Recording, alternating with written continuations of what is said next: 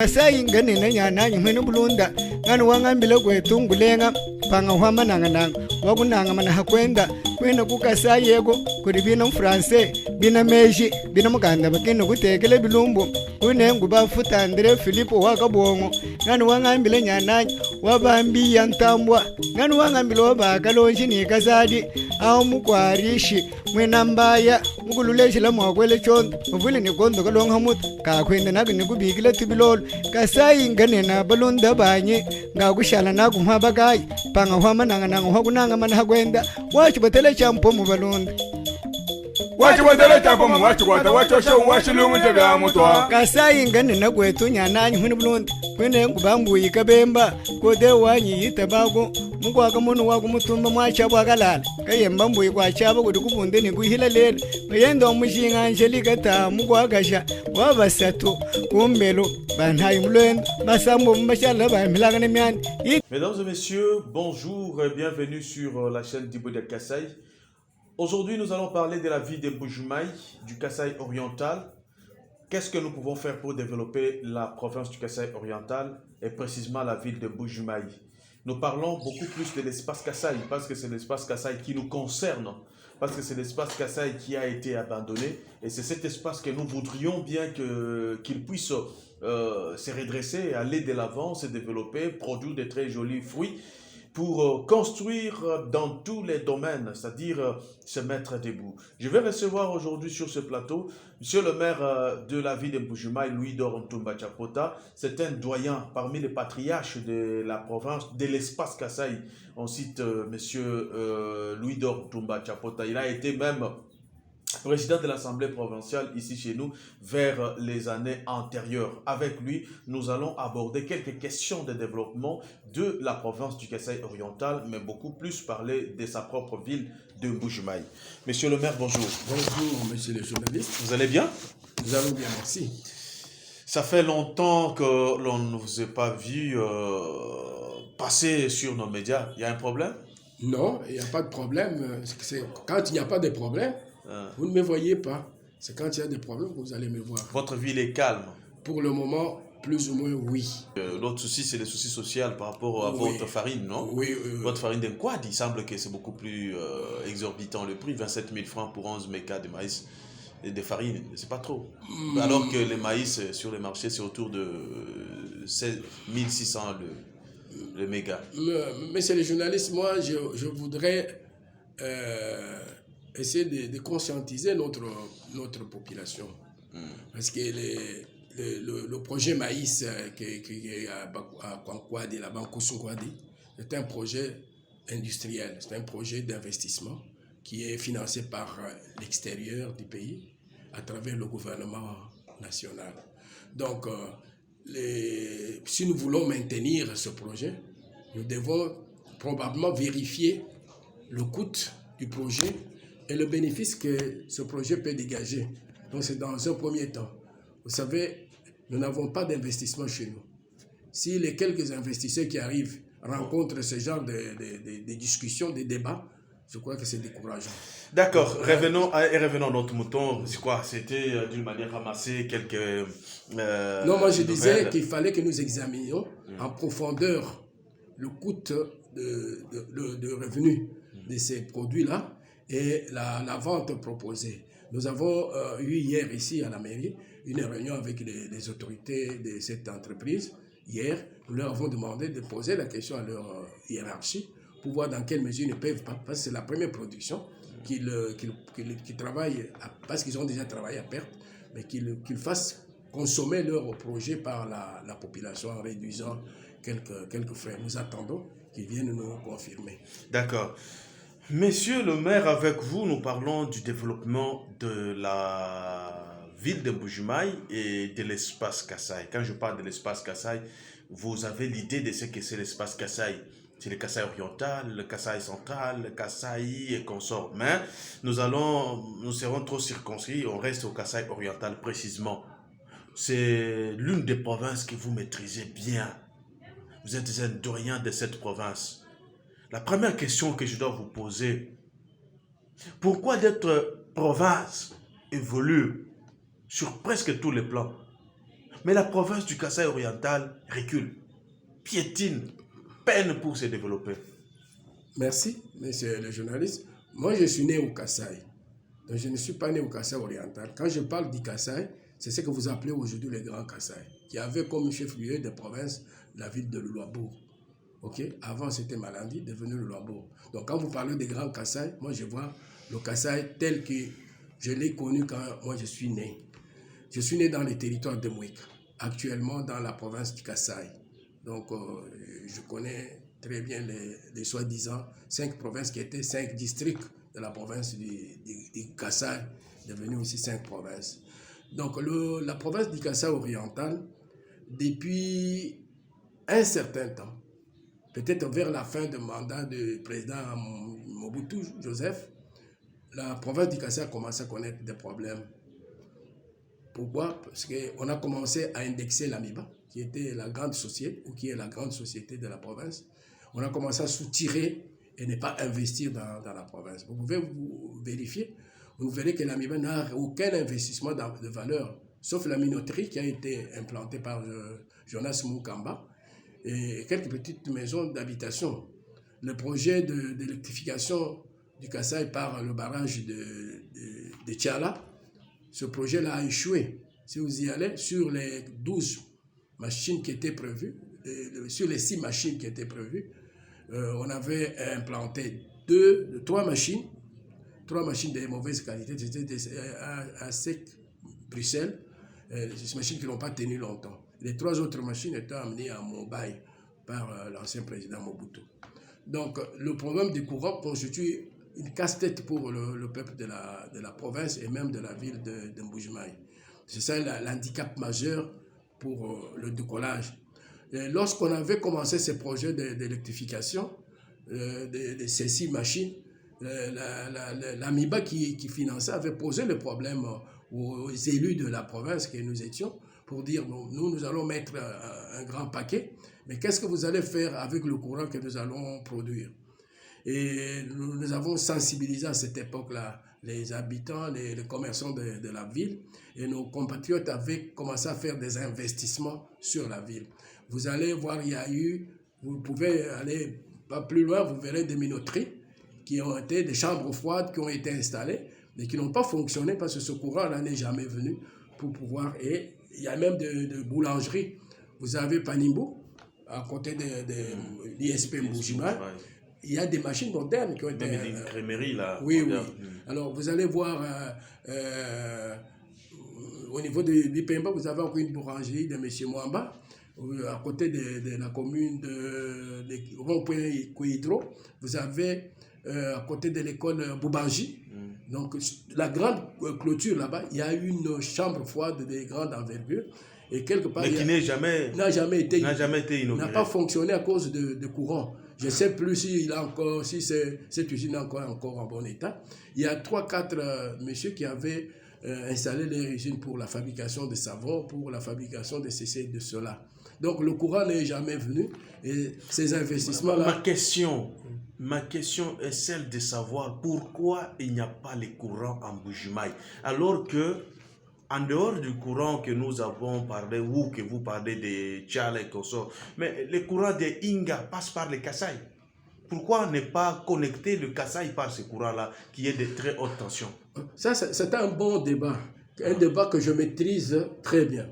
Lorsque M. Kabila, père, est devenu président de la République, avant de devenir président, il est passé par Mbujimaï. Il a installé à l'AMIBA une nouvelle administration. Il a nommé des nouveaux PAD et consorts. Et les PAD de l'AMIBA se sont impliqués pour qu'on puisse soutirer le courant d'Inga, Chiaba, d'Inga Katanga, à partir de Chimbulu. Et bon, les financements à cette époque s'élevaient à 100 millions de dollars américains. Il y avait la société ABC qui avait même déjà dépêché sur place des équipes de techniciens. Ils avaient déjà étudié, ils avaient même commencé les travaux préliminaires de soutirage. Si vous allez à Chimbulu, vous trouverez encore des pièces, des choses jetées dans abandonnées. Alors que c'est l'argent du contribuable congolais. Oui. Et quand nos compatriotes ont appris qui ne voulaient pas du Kasaï, les autres Congolais, ils ont empêché le président Kabila d'investir dans ce projet-là. Et on a même révoqué le PAD Katende pour avoir pris des engagements dans ce sens-là.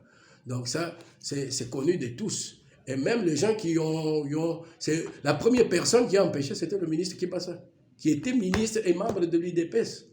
Et là, il a dit à Kabila de ne pas commettre l'erreur de développer le Kasaï. Ça, je dois vous le dire, sans embâche. C'est comme ça. On a bloqué ce projet-là. Et Kipasa était nommé ministre de Mines. Donc, il a dit ne développez pas. Parce que le projet-là avait plusieurs aspects.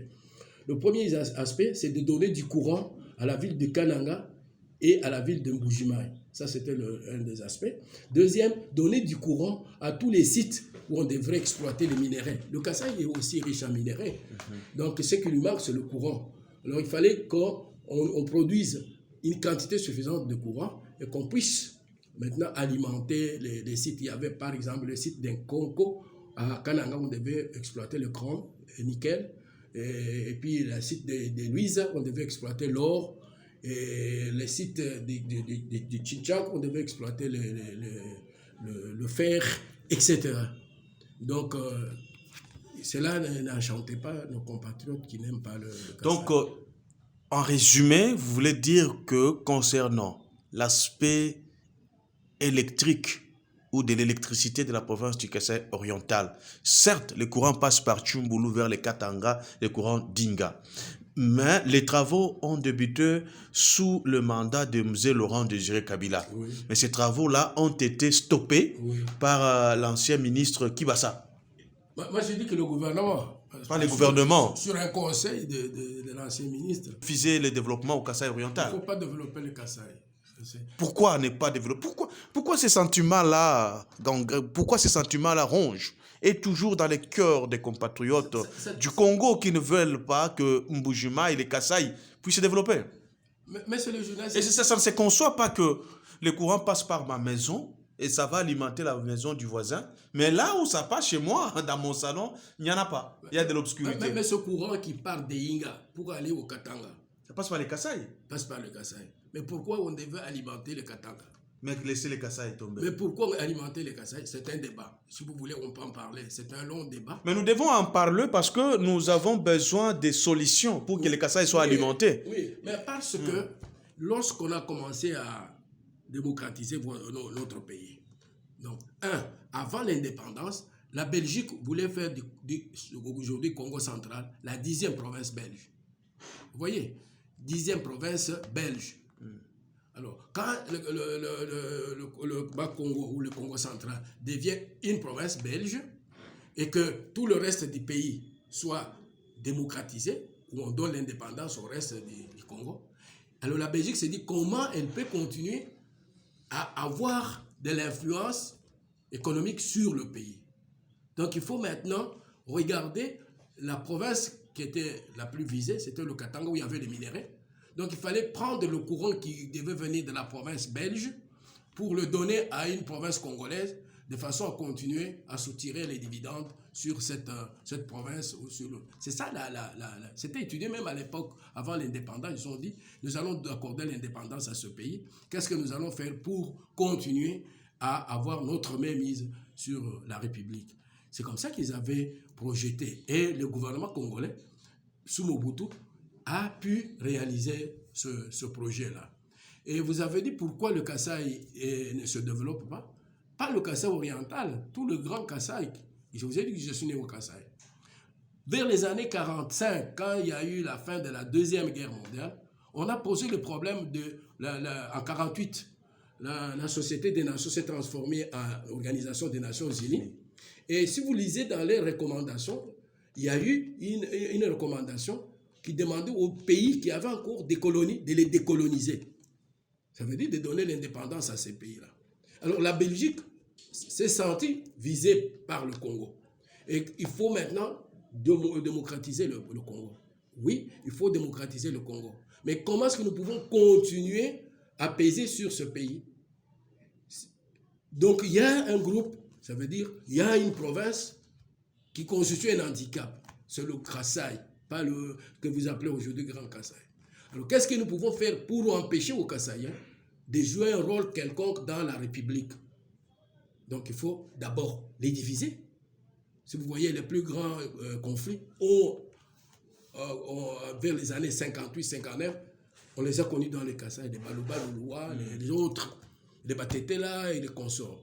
Et quand on a fait ça, on a dit, on ne va pas investir dans ce pays, dans cette province-là. En dehors du diamant qu'on exploitait déjà à Chikapa et à Mbujima, il n'y a aucun autre investissement qui a été fait au Kasaï. Quand vous allez à Kana, qui était la capitale, jusqu'à aujourd'hui, ils n'ont pas l'eau et l'électricité sur la ville.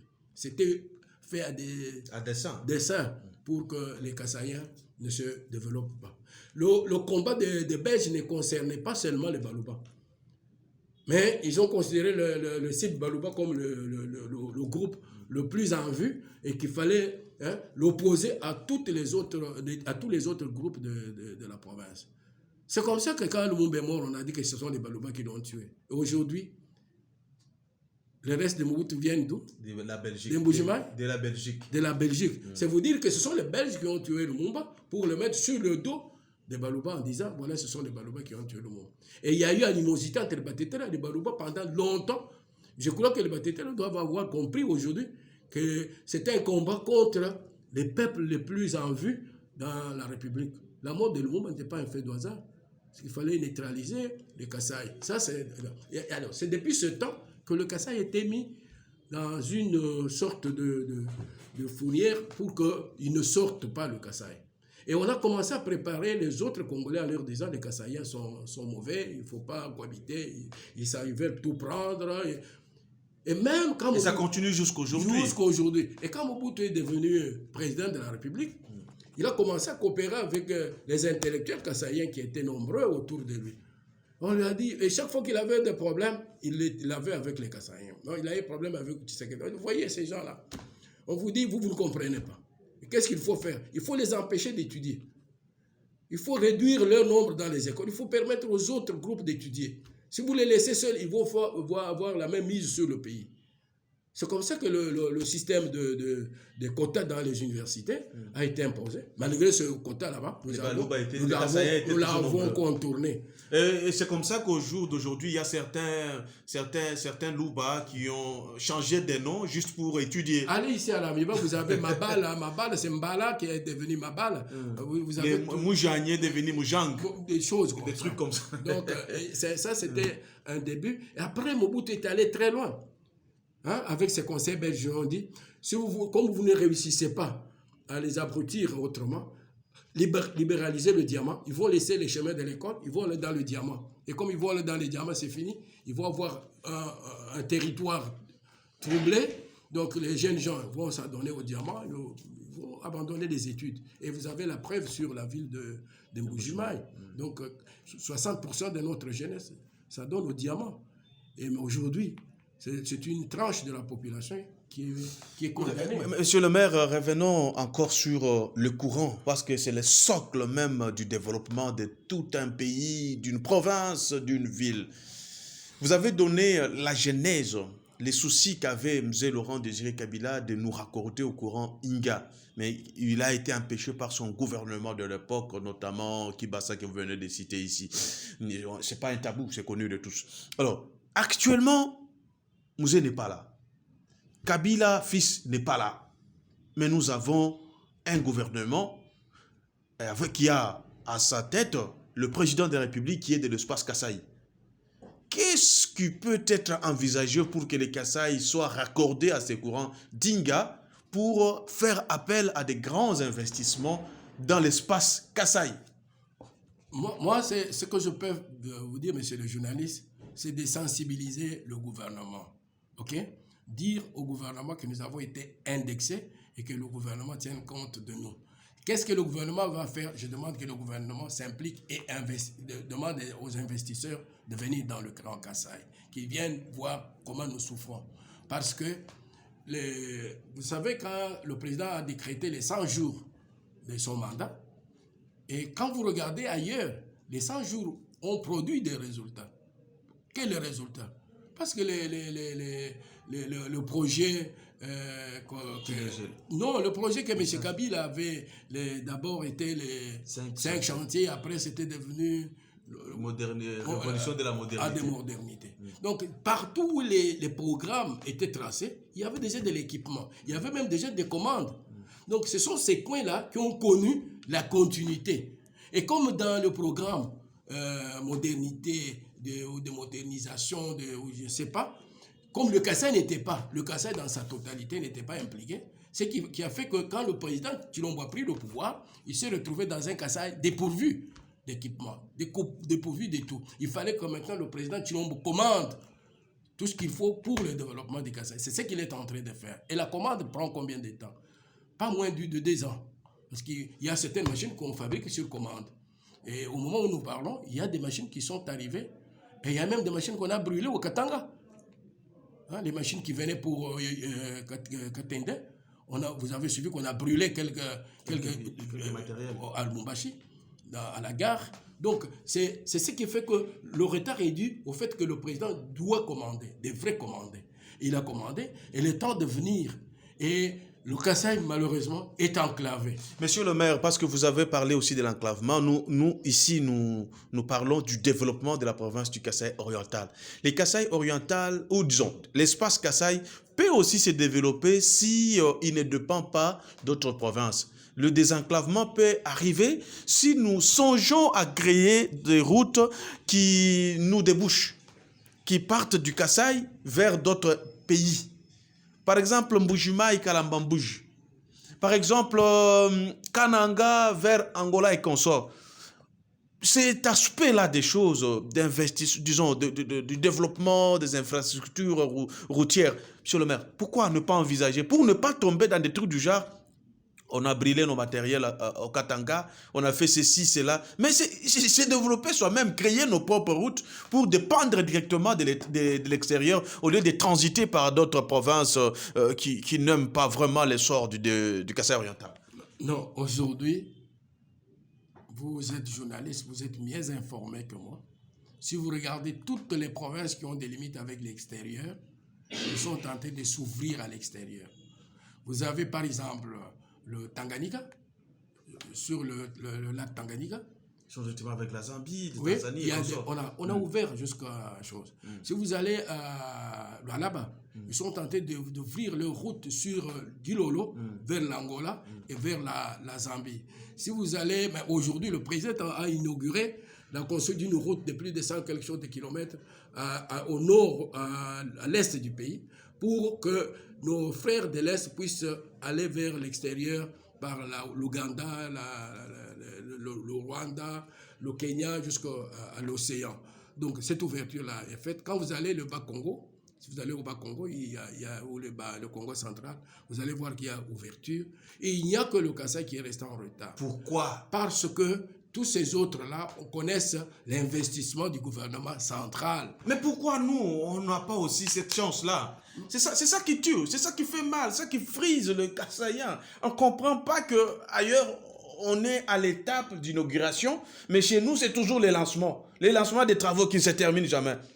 Et quand il y a des projets au Kassai oriental, ce sont des projets qui durent environ 5 ans, 6 ans.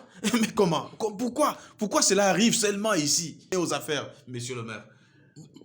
Ce n'est pas à moi de répondre à une telle question. Non, vous êtes analyste, vous êtes un doyen, vous venez nous aider, vous êtes un politique, vous êtes au pouvoir. Moi, mon problème, c'est constater comme vous ce qui arrive.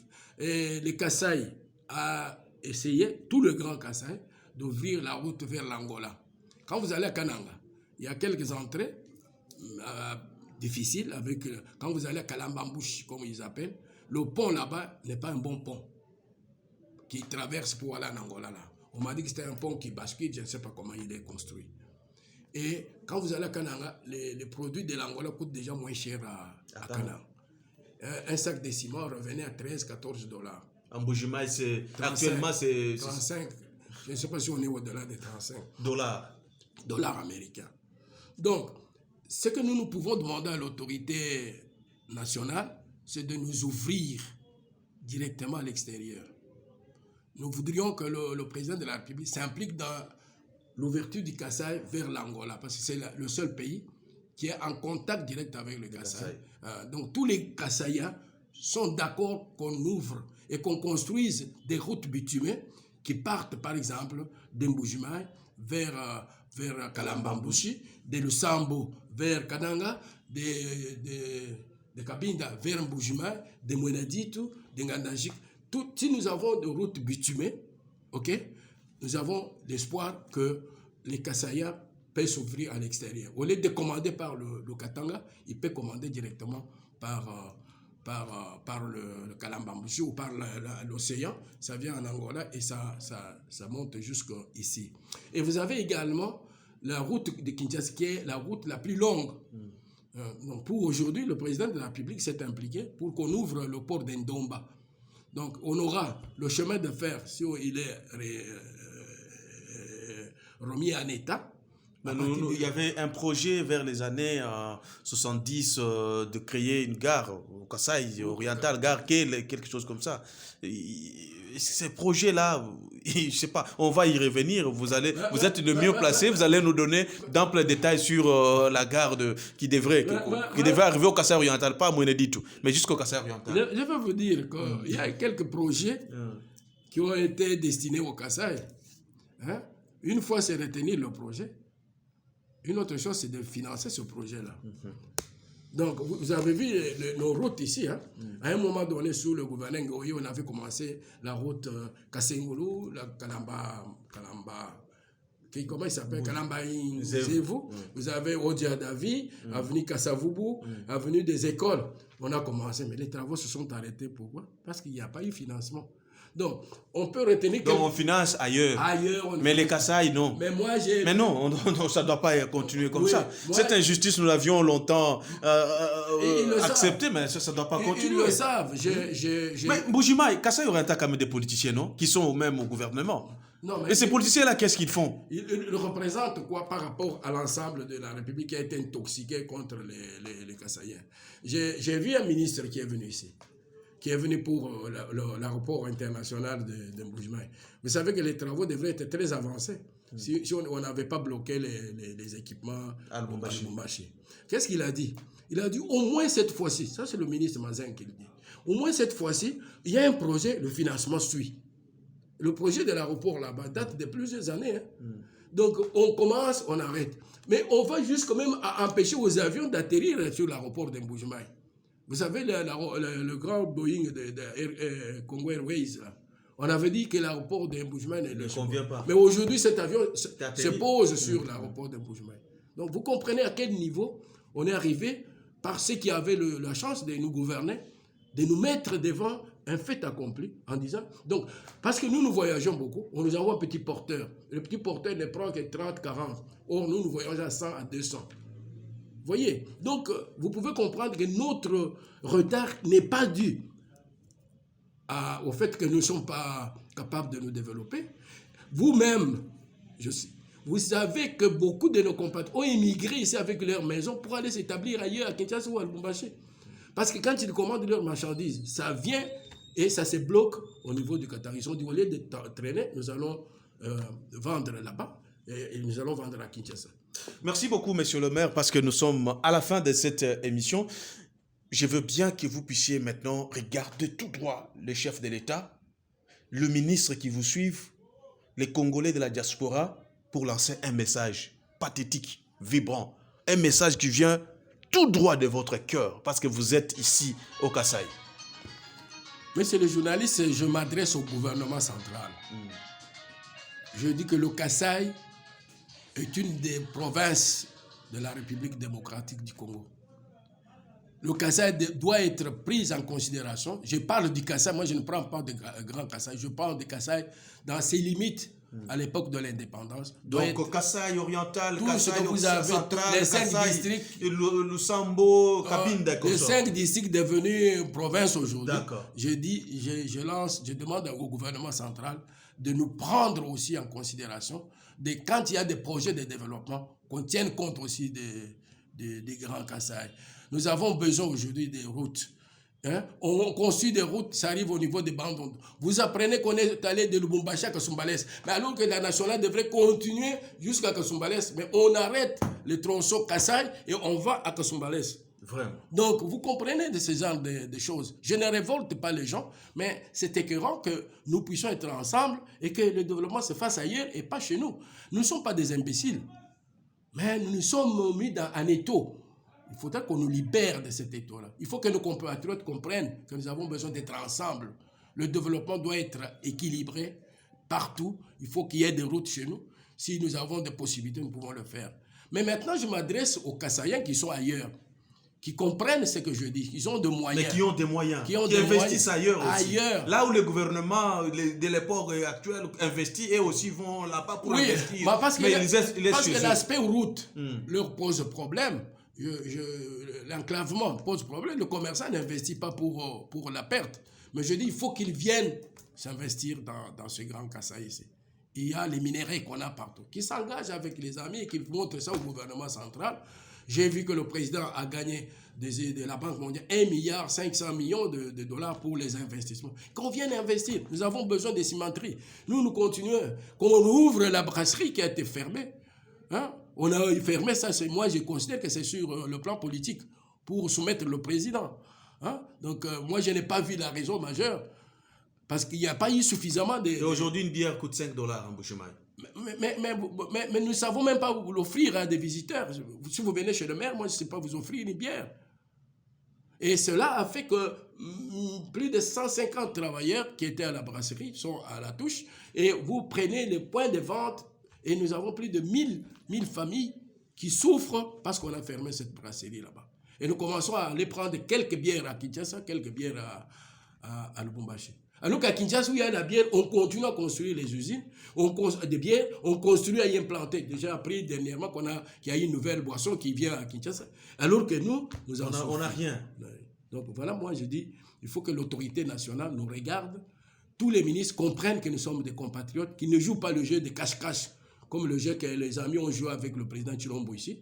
Essayer de le soumettre, non. Ils doivent l'aider en tant que président de la République. Non seulement entrer dans l'union sacrée, mais être ensemble avec lui pour que le développement soit harmonieux, soit équilibré pour l'ensemble de la République, de façon que nous aussi, les Kassaïens, nous prenons le courage de rester chez nous. Nous n'avons pas besoin d'aller chez les amis. Nous sommes diminués comme des poules dans les cages. Hein? Quand vous arrivez chez autrui, vous n'avez pas le poids.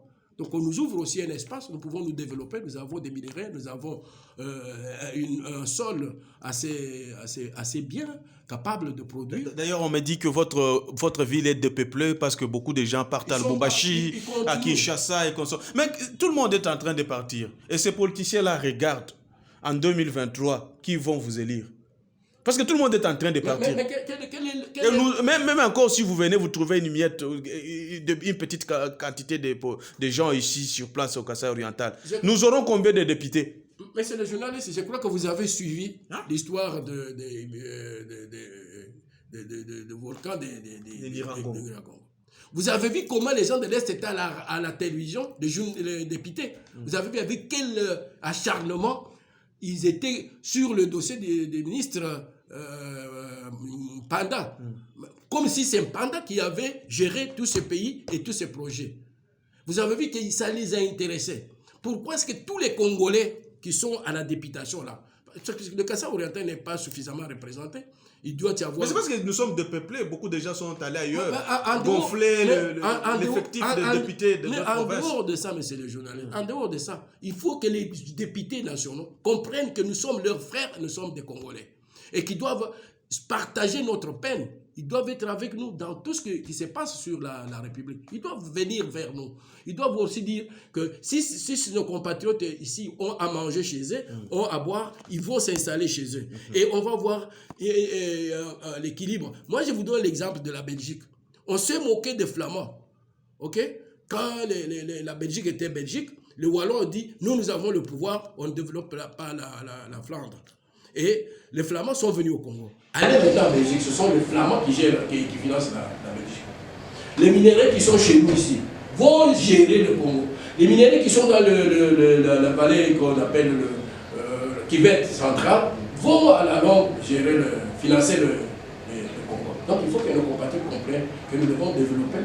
Aujourd'hui, c'est le Katanga, demain, ça peut être le Kassai qui va financer. D'autres diamants financer la guerre. Il faudra le lendemain que le pétrole qui vaut d'ailleurs puisse aussi financer le Kassai.